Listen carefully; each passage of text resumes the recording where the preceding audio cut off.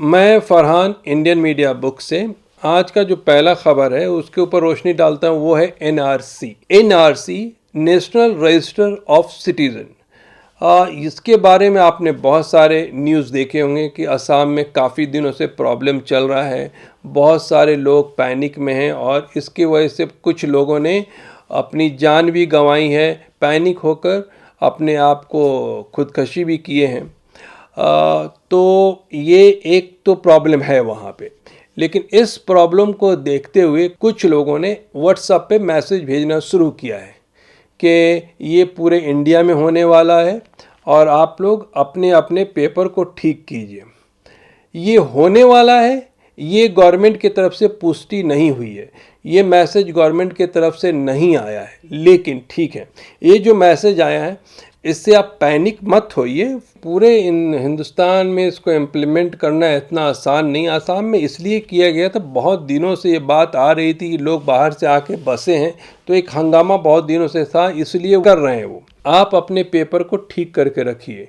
और ये सिर्फ मुस्लिम के लिए नहीं होगा, हो सकता है कि मुस्लिम के ऊपर थोड़ी सख्ती ज़्यादा हो, लेकिन ये हर किसी को करना पड़ेगा।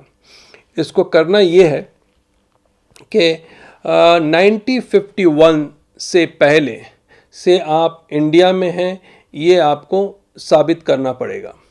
तो इसके लिए आसान तरीका क्या है कि पहले तो आपके जितने भी आईडी प्रूफ हैं, ड्राइविंग लाइसेंस है, वोटर आईडी है, आधार कार्ड है, पैन कार्ड है, ये सारे पहले आपके ठीक होने चाहिए। उसमें एक अहम चीज़ पे ध्यान दीजिएगा कि सब में नाम एक ही हो, डेट ऑफ बर्थ एक हो और प्लेस एक हो।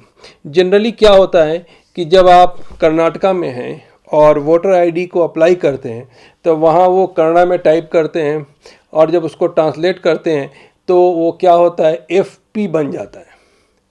तो वहाँ स्पेलिंग मिस्टेक आता है, तो उसको अगर कुछ है तो वो ठीक करा लीजिए। डेट ऑफ बर्थ में कोई फ़र्क है तो उसको ठीक करा लें। ये एक अहम बात है। उसके बाद आपके जो वालिद हैं, आपके जो फादर हैं, उनके बारे में जो भी डिटेल आपके पास है उसको रखिए। उनके आईडी कार्ड को रखिए।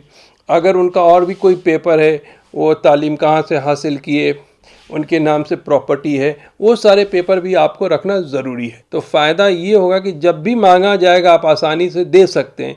लास्ट मोमेंट में करेंगे तो पैनिक रहेगा, हो सकता है पेपर नहीं भी मिले।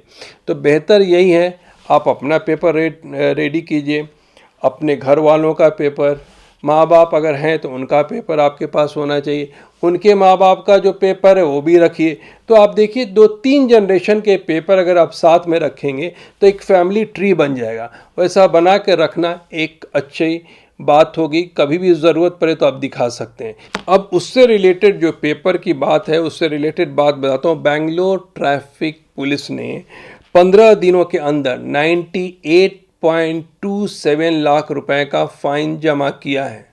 किस लिए? तो उन्होंने जो उनका पुराना फ़ाइन का रेट कार्ड था उसको चेंज किया है। तो एक एग्ज़ाम्पल के तौर पे बताता हूँ। जो फ़ाइन स्पीड लिमिट का था वो जब 100 रुपीज़ का था उसको उन्होंने 1000 रुपीज़ कर दिया है।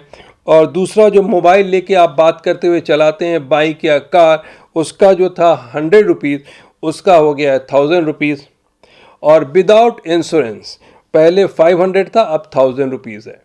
तो बात यह है कि जो रेट बढ़ाया गया है उसके वजह से उन लोगों को काफ़ी फ़ायदा हुआ है। और ये 15 दिनों में 13,890 लोगों को फ़ाइन चार्ज किया गया है।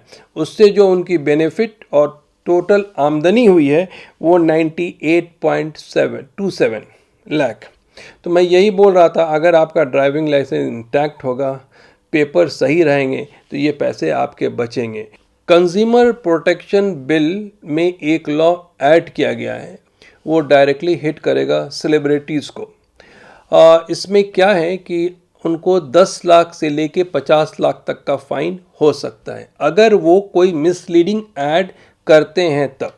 अब मिसलीडिंग ऐड का एग्जांपल बताता हूँ कि अगर कोई प्रोडक्ट का ऐड चलता है, सेलिब्रिटी उसको करता है और उसमें ये दिखाया जाता है कि ये प्रोडक्ट आपको फ्री डिलीवरी होगा, लेकिन डिलीवरी देने के वक्त किसी और सूरत के शक्ल में आपसे डिलीवरी चार्ज हासिल किया जाता है, तब इसको कहा जाएगा मिसलीडिंग ऐड। उस वक्त फ़ाइन डिसाइड हो सकता है कितना, 10 लाख से 50 लाख के बीच का फ़ाइन हो सकता है। ये मैंने एग्जाम्पल आपको दिया था, ऐसे बहुत सारे पैरामीटर हैं इसमें, ऐसे बहुत सारे टर्म कंडीशन है, उसमें वेरियस टाइप के क्लॉज है, उसके हिसाब से फ़ाइन तय होगा। ये जो मैसेज है इसको प्लीज़ लोगों तक फॉरवर्ड कीजिए, शेयर कीजिए, क्योंकि ज़रूरी है हर किसी को, जिस देश में आप रहते हैं, आपका पेपर पक्का रखना बहुत ही ज़रूरी है। क्योंकि जैसे जैसा सिचुएशन और टाइम, आपको मालूम है हालात कैसे हैं, तो डेफिनेटली आपका पेपर आपका पक्का होना, पक्का करके रखना ज़रूरी है।